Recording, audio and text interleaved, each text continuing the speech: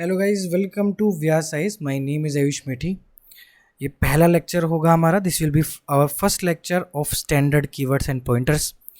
In this video I will not only teach you the keywords and the pointers. I will teach you the standard sentences. The standard sentences, or you can say this, that those sentences, those keywords which can be used to uh, write answers in the examination. In that condition, if you are not able to remember, if you're not able to recall the points, or if a question is unconventional, you can use these standard sentences keywords to fill the gap or to write the complete answer. Trust me, it will not be an average answer. You will get more than average marks if you are writing these standard sentences. Even if you are able to remember, suppose challenges of a government scheme is being asked, or challenges of a new technology is being asked, and if you are able to remember only 3 points, or you are running out of time, so what you need to do is you need to just deploy two of the pointers I will teach you in further videos of science and tech, and you can just deploy 2 pointers and you can fill that body, right? So in this video we will talk about bilateral relations. This video will be of IR, international relation. Okay, so we will first talk about bilateral relation. What is bilateral relations? यहाँ पे spelling थोड़ी सी गलती है तो उसका थोड़ा ignore करना, but bilateral relations means relation between India and any other country. कोई भी इंडिया के साथ यूएस का, यूएई का, किसी का भी रिलेशन अगर पूछा है तो वो बायलैटरल रिलेशन में आएगा। दो कंट्रीज़ के बीच का जो रिलेशन होता है वो बायलैटरल रिलेशन में आता है। ठीक है, नाउ सबसे पहले हम बात करेंगे इंट्रोडक्शन कैसे लिखना है। मेरा शुरू में इस कोर्स में जब मैंने इसको स्टार्ट किया था, जब मैं इस पर डिटेल बना रहा था, I was thinking that I will only tell you the keywords and sentences to fill the body. But I was getting many requests like, sir, you have to also you have to teach how to write introductions and conclusion, or you have to give us some templates.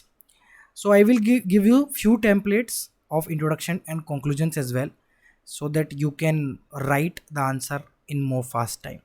सो किसी भी bilateral relation का question आ जाए, किसी भी India और US के बीच में, अगर इंडिया यूएई के किसी भी कंट्री के बीच में अगर रिलेशन पूछ ले, तो आपको ये इंट्रोडक्शन की टेम्पलेट यूज़ करनी है।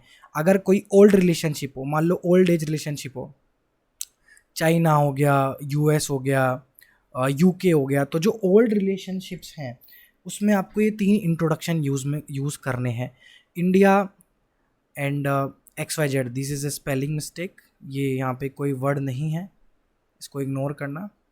India and XYZ enjoys a comprehensive partnership covering almost all areas of human endeavor, driven by shared democratic values and convergence of interest on range of issues and vibrant people-to-people contact. If you're not able to remember that much big introduction, you can just write this much: India and XYZ enjoys a comprehensive partnership covering almost all areas of human endeavor, driven by shared and democratic values. जितना आपसे याद हो आप उतना लिख सकते हैं, और इतना आप इंट्रोडक्शन लिख के आ गए तो अपने आप में आपको एक अच्छा आंसर मिलेगा, एक आपको अच्छे मार्क्स मिलेंगे इस इंट्रोडक्शन के, क्योंकि एक स्टैंडर्ड कीवर्ड्स जोड़ के ये सेंटेंस यहाँ पे बनाया गया है। ठीक है, दूसरा है इंडिया एंड यूएई। यहाँ पे कोई भी आप कंट्री का नाम लिख सकते हो, कोई भी कंट्री का, XYZ कोई भी। India and UAE enjoys strong bonds of friendship based on age-old cultural, religious, economic ties between the two nations. Yeah, India XYZ relations has made great strides in recent years and has become truly multi-dimensional. तो ये 3 introduction के आप use कर सकते हो templates, आपको आराम से इसमें नंबर मिल जाएंगे। अगर कोई नेबर के बारे में कोई क्वेश्चन आया है तो नेबर के बारे में आपको थोड़ा सा इंट्रोडक्शन में थोड़ा चेंज लाना पड़ेगा। नेबर में आपको मेंशन करना पड़ेगा, India XYZ marked many years of official diplomatic relation. आपको मतलब थोड़ा सा इसमें वो नेबर है हमारा, ये आपको मेंशन करना पड़ेगा।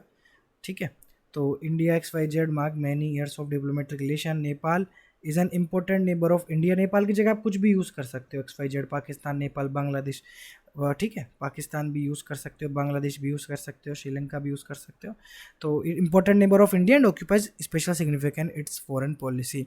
और अगर कोई भी कंट्री के साथ इंडिया का बायलैटरल रिलेशन पूछा गया हो या कोई भी चीज़ पूछी गई हो, तो उसमें आप शुरुआत ऐसे कर सकते हैं, या तो वो ओल्ड रिलेशनशिप हो तो ये लिख सकते हैं, और वो साथ में अगर एक डेमोक्रेसी हो, जैसे यूएस है, यूके है, कोई भी अगर डेमोक्रेसी के साथ पूछा जा रहा है, तो आप ये इंट्रोडक्शन भी लिख सकते हैं कि रिलेशनशिप बिटवीन इंडिया और एक्स वाई जेड जो भी वो कंट्री है are based on shared values and principles such as democracy, rule of law, rule based international order and मल्टीनेशनलिज्म।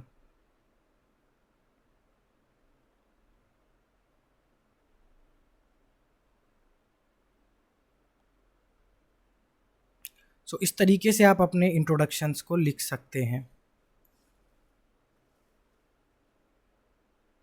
अब आते हैं हम बॉडी पे।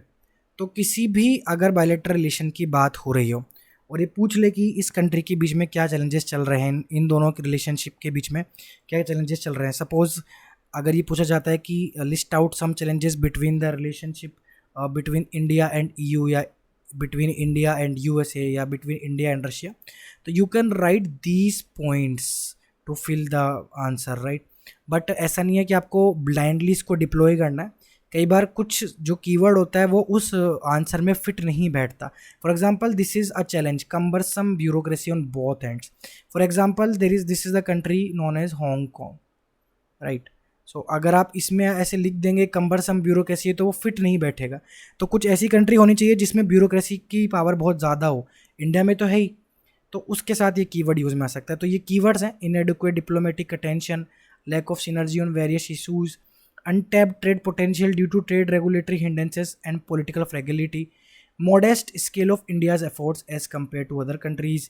जैसे मान लो कोई भी कंट्री है, जैसे मान लो जिबूती है, या मिडल ईस्ट में कोई कंट्री है जिसको चाइना बहुत ज़्यादा इन्फ्लुएंस कर रहा है, China is influencing any other country in this world, then if there is a question regarding India and that country, you can easily mention that India के जो efforts हैं वो मॉडेस्ट स्केल पे as compare to other countries. Balancing each others geopolitical ambitions है, this is ambitions, यहाँ पे spelling mistake हो गई है। Lack of synchronization between line of credits, grants and capacity building initiatives, या limited physical technological operational capacity है India की X Y Z को असिस्ट करने में, राइट। अब ये आपको थोड़ा सा समझदारी से डिप्लॉय करना, you have to intelligently write that keyword because this keyword is for the countries which are smaller than India, the countries which demand help from India, right? So you can't write USA here. You can write Sri Lanka, Nepal, Bangladesh. You can write any country which is smaller than India. Lack of people to people ties, ये आप लिख सकते हो except some neighbouring countries, for example Bangladesh, Nepal, क्योंकि यहाँ पे people to people ties हैं। But कुछ कंट्री जैसे ब्राज़ील हो गई, अर्जेंटीना हो गया, वहाँ पे जहाँ पे लोगों अपना पीपल टू पीपल टाइज नहीं है, उसमें आप ये आराम से लिख सकते हैं।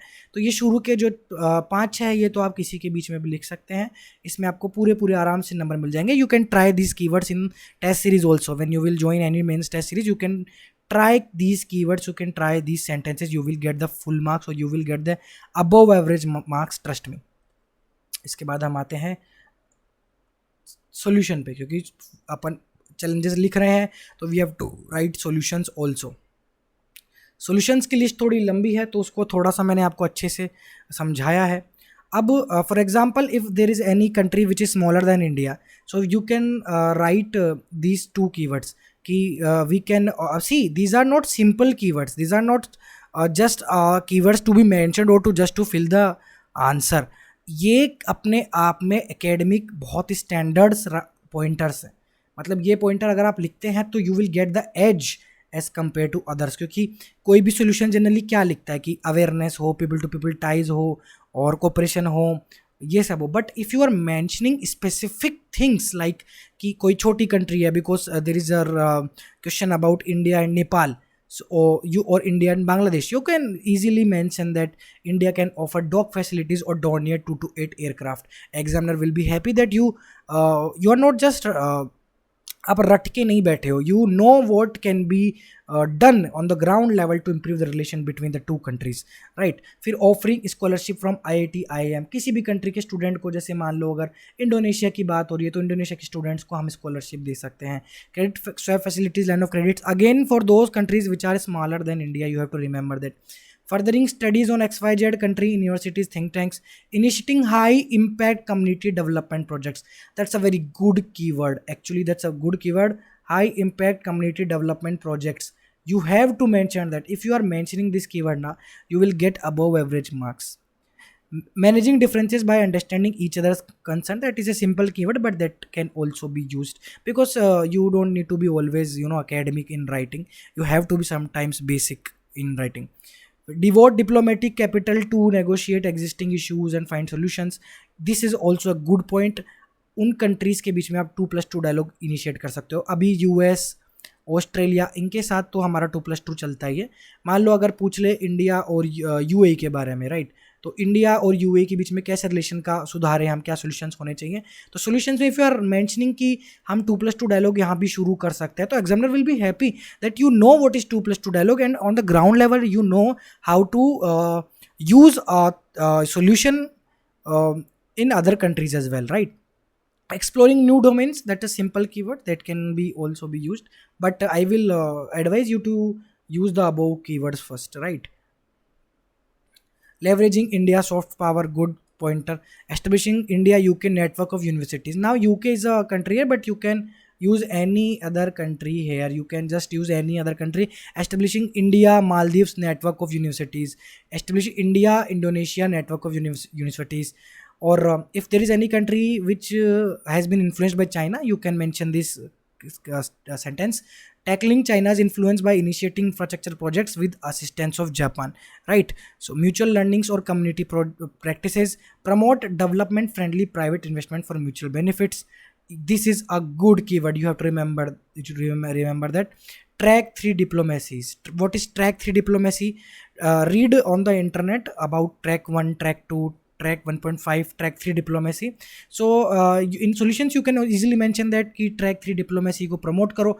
track 3 diplomacy होती है जब देखो दो countries है, एक X है और एक Y है, ये दोनों के बीच में या तो गवर्नमेंट कोऑपरेट कर सकती है, प्राइवेट सेक्टर कोऑपरेट कर सकती है। इन दोनों के अलावा जो आपका एक सिविल सोसाइटी का जो हिस्सा है वो भी कोऑपरेट करता है, तो उसको बोलते हैं ट्रैक 3 डिप्लोमेसी। तो ट्रैक 3 डिप्लोमेसी जब आप वर्ड मेंशन करते हो यहाँ पे, अगर पूरे आंसर में कोई आंसर है, ठीक है, आप उसमें अगर 5 चैलेंजेस लिख रहे हो, 5 सोल्यूशन लिख रहे हो, उसमें अगर 3 ये चीज़ बोली है, ऑल इंडिया रैंक 1, मुझे अभी नाम याद नहीं आ रहा, अनुदीप दुर्शेट्टी, यस, उन्होंने ये चीज़ बोली थी। Anudeep Durshetty has said that if in the 5 points if you are writing 3 average points and if you are writing 2 above average points you will get good marks. So आप 3 pointers कुछ भी लिख दो, बट 2 points में आप अगर ऐसे keywords का mention करते हो कि track 3 diplomacy, establishing network of universities, you will definitely get good marks.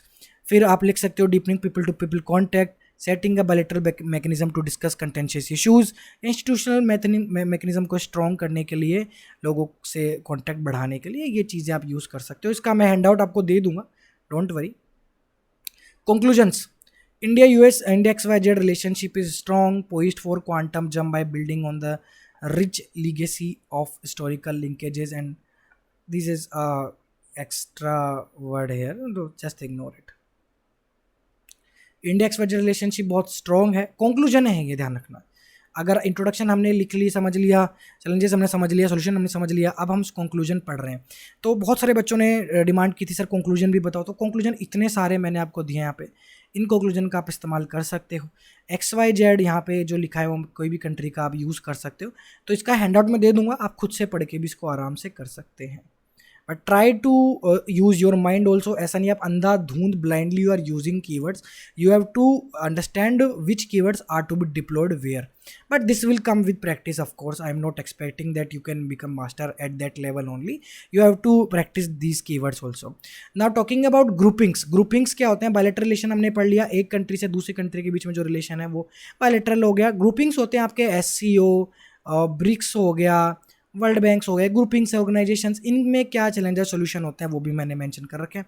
तो इनके क्या जो चैलेंजेस हैं वो आप देख सकते हैं यहाँ पे, जैसे SCO, BRICS, G20, G7, these are the groups and these are common challenges which they face. Lack of code of conduct for members, lack of clear enforceable rules, no presented to present realities, lack of resource oriented democracy, prone to politicization. So you just remember, you can just remember these keywords, आपको आराम से वो चीज़ें याद हो जाएंगी, आप आराम से फिल करके आ सकते हो। ट्रस्ट मी, इसी तरीके से आंसर बनते हैं। इतना कम टाइम होता है मेंस में, you will get that short span of time, you won't be able to complete the mains answers if you are not if you have not written standard templates keywords before the exam. That's why we have started this program, ताकि आप लोगों को अपना जो main basic है वो तैयार करने का मौका मिले, और जो रिमेनिंग गैप्स है we are here to fill the gap, right. अब सोल्यूशन क्या हो सकते हैं किसी भी कॉमन ग्रुपिंग के? SCO, ब्रिक्स, G20 के चैलेंजेस तो हमने बता दिया, उसके सोल्यूशन कैसे हो सकता है, वे फॉरवर्ड क्या हो सकता है? तो डिस्प्यूट रेजोल्यूशन मैकेनिज्म आप क्रिएट कर सकते हो, डाइवर्सिटी को ओवरकम कर सकते हो, कलेक्टिव स्ट्रेटेजी बिल्ड कर सकते हो, और क्लियर विजन ला सकते हो, shaping debates on emerging issues such as biological warfare, growing nuclear risk, timely और एक्यूरेट इन्फॉर्मेशन दे सकते हो, पोलिटाइजेशन और पोलिटाइजेशन रिड्यूस करने के लिए, कंसेंसस को बढ़ाने के लिए। कंसेंसस क्या होता है कि जितना एग्रीमेंट होता है लोगों में आपस में, जैसे एक ग्रुपिंग है उसमें 20 मेंबर है, तो 20 लोगों में हाँ में हाँ हो, ठीक है। जॉइंट स्टेटमेंट जो इशू होते हैं कंसेंसस से इशू होते हैं, ठीक है। तो ये एक हैंड आउट आपको मिल जाएगा, इसमें जो स्पेलिंग मिस्टेक्स हैं उनको थोड़ा सा इग्नोर कर देना, ठीक है। बाकी हैंड आउट अपने आप में इसको प्रिंट करा लेना, यूज़ करना, इनको रटना है आपको। See you have to memorize this. ऐसा नहीं है कि आपको सब कुछ बेसिक से ही क्लियर हो जाएगा, बेसिक पढ़ने के बाद you have to memorise these keywords. इनको रट लिया ना, आप आराम से IR के क्वेश्चंस को हैंडल कर लेंगे। और IR ही नहीं, आपको कुछ कीवर्ड्स याद हो जाएंगे, राइट। ये कीवर्ड्स आप GS3 के आंसर में भी कर सकते हो। जैसे मैं एक चीज़ बताता हूँ, फॉर एग्जांपल अभी जैसे हमने पढ़ा, अभी हमने एक जो है सॉल्यूशन पढ़ा यहाँ पे, ट्रैक 3 डिप्लोमेसीज। ये आप NGO वाले क्वेश्चन में भी यूज़ कर सकते हो। सपोज क्वेश्चन आता है कि NGOs हमारे देश में कैसे काम कर रहे हैं, क्या चैलेंजेस हैं, क्या सोल्यूशन है, तो सोल्यूशन में आप ये चीज़ डाल सकते हो कि NGOs को स्ट्रॉन्ग करने के लिए you can increase the collaboration between the NGOs of different countries and in India, you can promote track 3 diplomacy. तो ये कीवर्ड आप cross dimensionally you can use in GS paper 1, 2, 3, 4। ये आपको अपने माइंड से यूज़ करना पड़ेगा, राइट। तो चलिए IR इतना ही हो सकता है। कल लेक्चर ना आए, परसों आए, या कल भी आ सकता है। तो अभी इसके लिए आप थोड़ा वेट कर सकते हैं। इस हैंडआउट को पढ़िए, रिवाइज कीजिए बार बार, ठीक है। हम कोशिश करेंगे ये 15 जून से पहले ये कंप्लीट हो जाए, ठीक है, ताकि आपको याद करने का भी मौका मिले बार बार, ठीक है। कोशिश करेंगे 15 जून से पहले भी ये जो पूरा कोर्स है कंप्लीट हो जाए, क्योंकि कंटेंट क्रिएट हम कर रहे हैं, साथ के साथ लेक्चर्स हम बना रहे हैं, हैंडआउट्स भी आपको दे रहे हैं, और भी प्रोग्राम चल रहे हैं, जैसे कि mains 365, we have mains 365 programme, we have handwriting improvement programme, we have handwritten diagrams for GS. So we have these much programs. So also we have also programs for optionals as well, like for sociology PSIR we have current affairs shorts, we have we also provide Vision monthly magazine notes. So these are the courses you can take from our channel. You can get details of these courses from our telegram channel. बाकी इसके regarding, अगर इस handout के regarding if you have any queries you can just directly message me. आप admin वाली ID पे आप message कर सकते हैं, मैं आपको बताऊंगा, आपको आपके डाउट सॉल्व करूंगा, ठीक है। चलिए आज के लिए इतना ही। Thank you so much guys.